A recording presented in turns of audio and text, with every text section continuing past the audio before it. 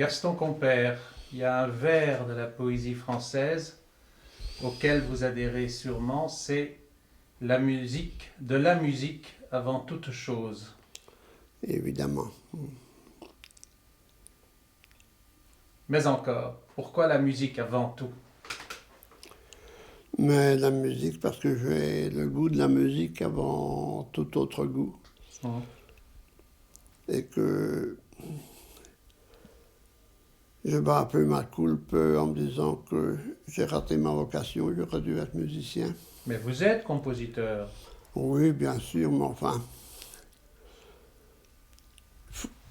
il faudrait pouvoir être un compositeur un peu répandu, quoi. Hum.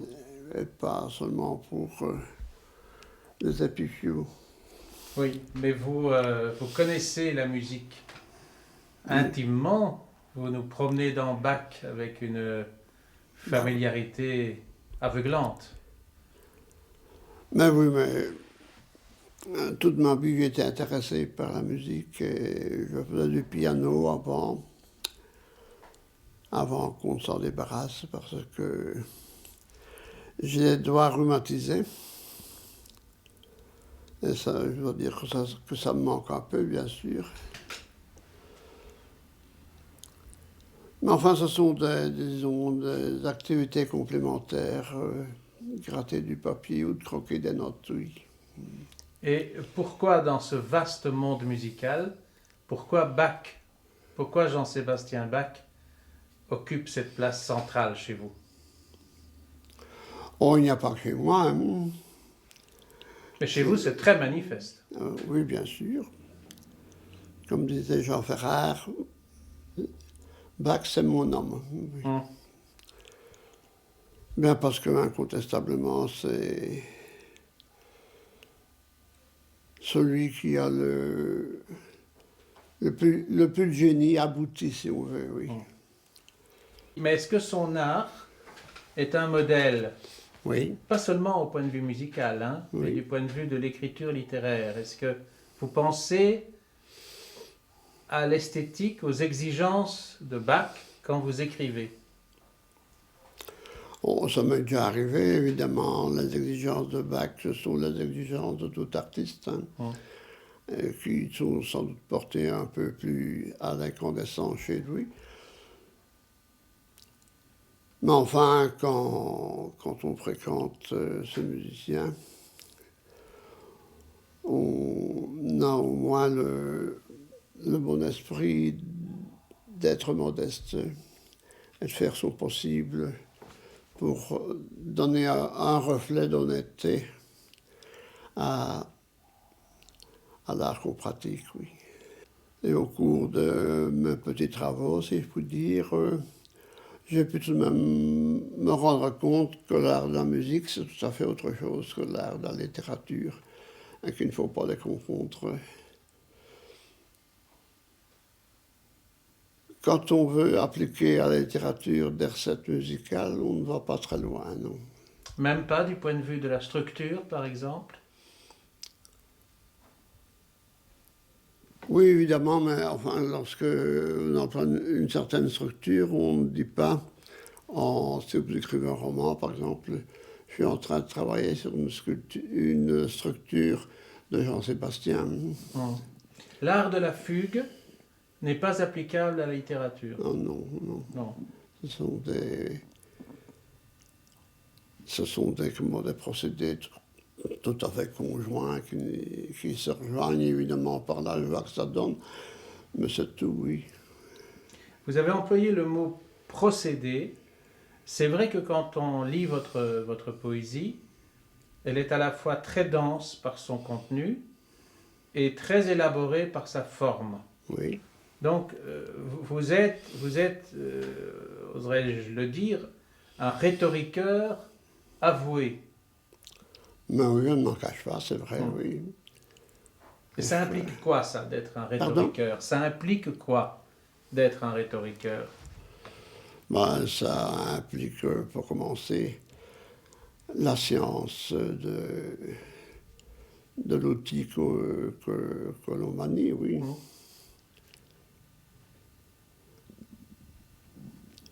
puis, comme on travaille sur des mots, bien forcément, on ne quitte pas ce domaine et on avance avec ce moyen-là dans l'inconnu, quoi. Mais je dois dire que la poésie, comment dirais-je, qui se laisse aller, là, comme ça se rencontre beaucoup, je n'aime pas ça. Ça m'a toujours l'air enfin facile.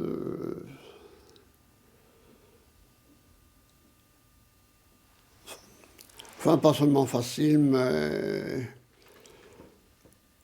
j'ai l'impression qu'on peut arriver à rien d'abouti de cette manière-là. Oui, vous détestez le fatras. Les Vous détestez le fatras. Ah, je déteste le fatras, sauf pour faire des fatrasies, oui. Oui, c'est ça. Oui. Dans des poèmes comme Écrit de la caverne, qui est très représentatif de toute une part de votre œuvre, il y a tout ce travail prosodique, on peut dire, prosodique, donc formel, et il y a la méditation philosophique et même métaphysique. Oui. Et là, on a le sentiment de vous voir vous avancer en solitaire. C'est-à-dire que vous n'avancez pas dans l'inconnu, comme vous disiez tout à l'heure, en ayant des idées arrêtées sur ce que vous allez découvrir ou sur ce que vous recherchez. Mais justement, ce genre de poésie, ça fait pour découvrir des choses. La plupart du temps, je ne sais pas très bien où je... Si, bien sûr, j'ai un sujet, mais c'est quelque chose de très général. Et c'est à force de travailler sur le texte qu'on trouve de nouvelles idées. Et de toute façon, ce sont les mots qui amènent les idées. Alors, comme vous savez, Mallarmé m'a dit que la poésie se fait avec des mots, et c'est tout à fait vrai, ça. Et je regrette beaucoup que l'on laisse de côté la prosodie, même très, très technique et très rigoureuse, pour la bonne raison qu'elle est un facteur de découverte de nouvelles idées, de nouvelles images, et peut-être même d'un nouveau souffle. Dans la prose, alors, dans vos romans, qui sont aussi très, très nombreux, là, vous colletez souvent avec des extrêmes, avec le mal, avec l'horreur, et même, on vous considère un peu aussi comme un fantastiqueur. Oui, Est-ce que la prose, c'est le terrain de ce genre de combat avec les monstres?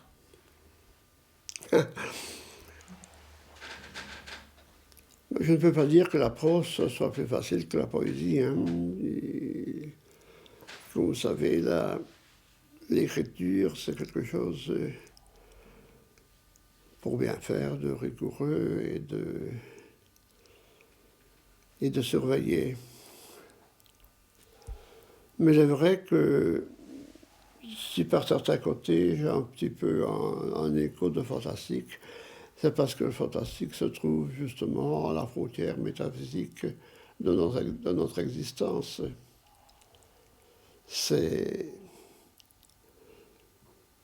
Vous savez, souvent quand on arrive au bout d'un texte où l'on traite de fantastique, on se dit, et si ça pouvait être, toute notre condition de vie serait tout à fait perturbée et changée.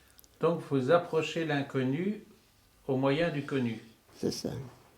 J'ai entendu quelque chose comme ça. Ça a déjà été dit. C'est la fin des fleurs du mal, oui, c'est voilà. ça. Oui. Alors, la question aussi des œuvres dans lesquelles vous utilisez non pas des faits connus, mais des mythes ou des personnages imaginaires bien installés dans la mémoire. Je pense à par exemple, Robinson Crusoe. Oui. Quel est l'intérêt de, comme on dit aujourd'hui, revisiter les mythes? Ah,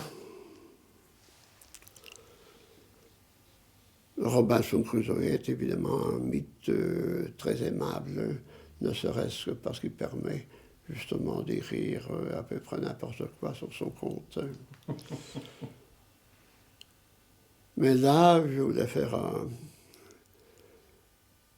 sans que ça paraisse, je voulais faire un roman philosophique sur comment dirais-je, sur la réalité du mal. Est-ce que le mal existe encore quand on est seul? Et exemple. votre conclusion, c'est quoi? Ben non, évidemment. Donc le mal vient de la société. Ben bien sûr, oui. Enfin, oui, bien sûr, comme ça. C'est intéressant que vous l'affichiez comme ça. Je m'avance peut-être, mais c'est mon opinion, oui. Oui, parce que l'humour a aussi une grande place dans votre œuvre. On rit beaucoup dans un bon nombre de vos textes. Oui. C'est une façon de partager votre propre divertissement. Ah, je ne sais pas. Moi. Vous savez que je ne suis pas toujours devant mon papier en faisant l'analyse de moi-même, hein, oui.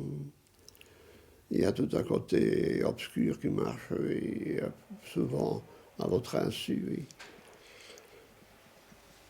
Mais enfin, il est vrai que si c'est pour écrire des choses, autant ne pas écrire des choses lamentables et vraiment désespérées.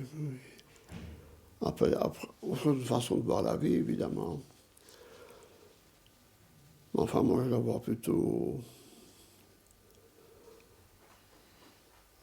Enfin, je pratiquerais plutôt le pessimisme gai, oui. G-A-I, hein, oui, attention, oui.